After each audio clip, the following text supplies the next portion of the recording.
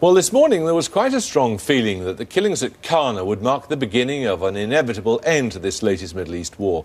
The Israelis were talking about holding fire to let civilians escape. The Americans finally seemed to indicate that the end might be in sight. But tonight, as we've heard, the Israeli Prime Minister said there was no ceasefire in sight.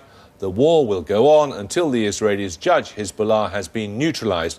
Our diplomatic editor, Mark Urban, is here. Mark, are we nearer or further away from a ceasefire than we were? I think in many ways people expect history to repeat itself. 10 years ago, during a similar Israeli offensive, there was a tragedy in Qana as well. More than 100 civilians were killed, and that's what brought that episode to an end. Now, though, we see this stop to bombing that hasn't turned out to be a stop to bombing, some signs of tension or mobilisation vis-à-vis Syria, some rather bad signs. However, overall, I would still say that much of what we've seen in the past 24 hours would seem to mark, if not an end game, a beginning of an end game, with the combatants and indeed the diplomatic players jockeying for advantage and trying to shape whatever is going to end this. Now, there was supposed to be a meeting today to decide something about the interim ceasefire force. What happened to that?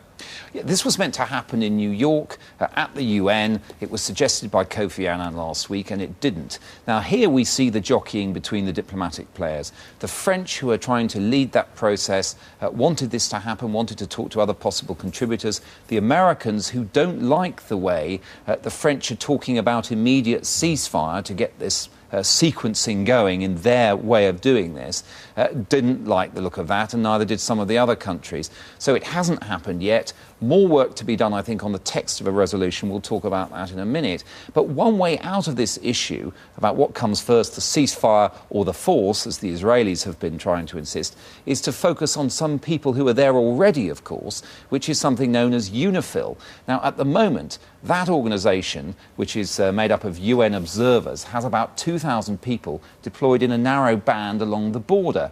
What the French have in mind is to expand it fivefold at least, maybe even more than that, 10,000, going all the way up, creating a buffer zone in the south of Lebanon in which only they and the Lebanese forces, the Lebanese army, would be allowed to deploy, i.e. not Hezbollah. Now, they are trying to talk to troop contributors, and among the nations we understand that have been canvassed are Italy, Turkey and Indonesia, with the idea that it would be a well-armed and substantially equipped force. It is interesting to see the French making the running on this diplomatically, and lo and behold, their Foreign Minister, Philippe Douste-Blazy, was in Beirut again today. It's the third time he's been there during this crisis. Une cessation immédiate des hostilités est une condition. An immediate ceasefire is required in order for one party to negotiate with the other and then reach a political solution, then create a durable ceasefire, then to create the conditions in which an international force can be deployed in the south, to create the conditions for Resolution 1680, that is, the deployment of the Lebanese army in South Lebanon. Condi Rice was meant to go to Beirut today, but the Lebanese cancelled the visit, a measure of how all sides are jockeying for advantage. In Lebanon's case, trying to insist on an immediate ceasefire. Despite being uninvited and Israeli leaders promising to press on, Ms. Rice sounded optimistic in Israel this morning.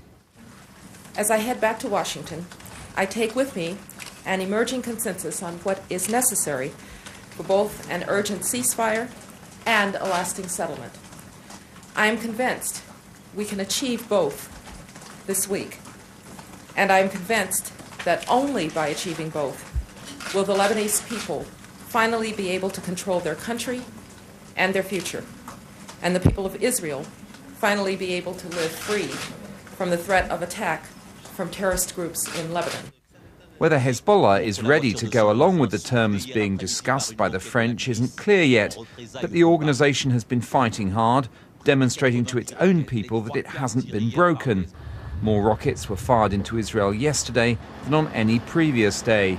And this column of Israeli tanks was hit just inside the Lebanese border.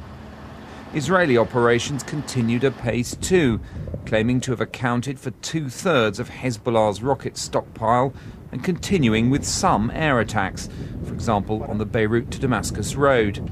Their Prime Minister tonight breathed defiance.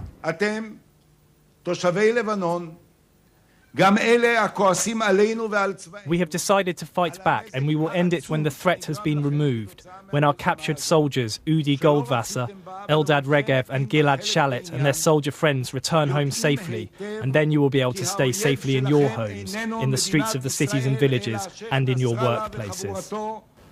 Now that, of course, is the public political language of Ehud Olmert.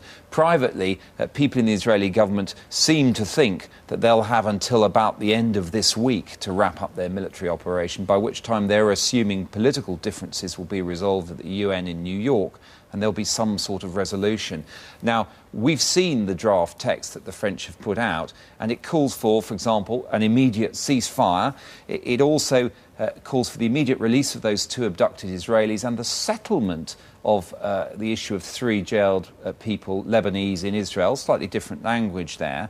It calls for the introduction of this international force in tandem with the UN resolutions deploying the Lebanese army and disarming Hezbollah. And it also talks about settling the issue of Israel's border with Lebanon. Now, this is a controversy that's been going for the past 6 years since the Israelis withdrew. They withdrew from the country they had invaded, as they were mandated to do by UN Resolution 425. However, when they left, Hezbollah and other elements in Lebanon said, no, we want the area called the Shibach Farms, which is quite a small tract of land which up until that point was considered Israeli-occupied Syrian land, to be part of Lebanon. And it's provided, if you like, the casus belli, the pretext for continued Hezbollah operations against Israel.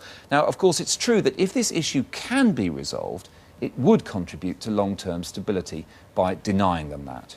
Now, I see the Iranians meeting in Beirut with the French, and what are they up to? Well, this is a fascinating development tonight.